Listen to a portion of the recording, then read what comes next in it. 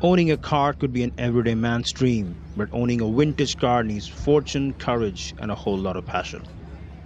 Rolls-Royce, Bentley, Chrysler, Daimler, Cadillac. There's a time when these magnificent machines ruled the roads in India and elsewhere.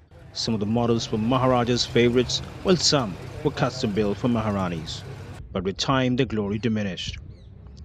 However, many vintage car clubs in India are endeavoring to promote preservation of such cars for their own satisfaction and for their posterity.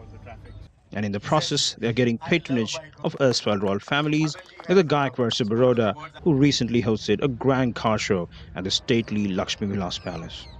The Rajmata of Baroda says, we have to respect the cars also, because there's a lot of effort which has gone in and get these cars on the road.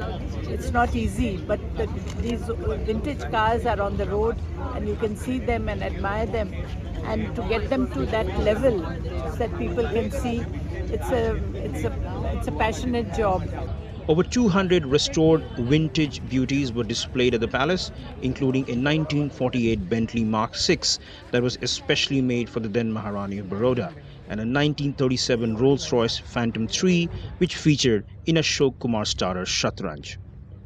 Titular Queen of Baroda, Radhika Raje Gaikwad, says cars have been an intrinsic part of Indian history. Unfortunately, over decades, they left our homes and even our country, and to have them back here today is really a homecoming sentiment for us. I think it's wonderful to celebrate an aspect of our history or royal history which we have kind of neglected.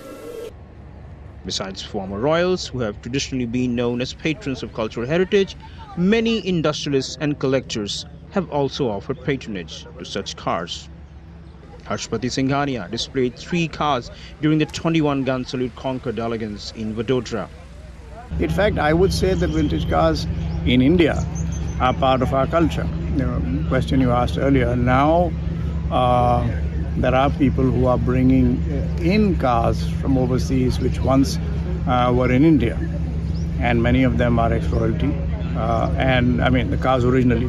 So that is great to see them come back. Unfortunately, a lot of cars over the years were exported out for very various reasons. People didn't understand the value, it was not working, it was like a liability.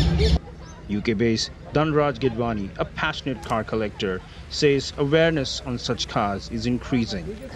You have to have passion for it. There is no substitute other than having a great interest and passion. Masses in general will be delighted to see the progress the vintage car clubs have made in India in the last 25-30 years. And there is now a better understanding for the restoration of these cars and a better acknowledgement of their beauty. Gidwani feels that people in India are slowly understanding what drives these stunning machines and the men behind the wheels.